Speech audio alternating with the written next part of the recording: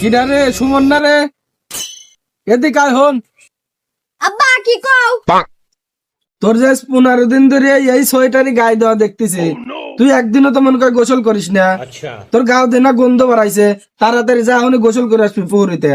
আব্বা কালকে তো শীত আজকে বেশি, 10-15 দিন পরে একবার গোসল করবো না আব্বা, তোমার পায়ে ধরি। তোর গাও দিয়ে বাড়াইছে গন্ধ, আর তুই বলছিস আরো 10-15 দিন পর গোসল করবো।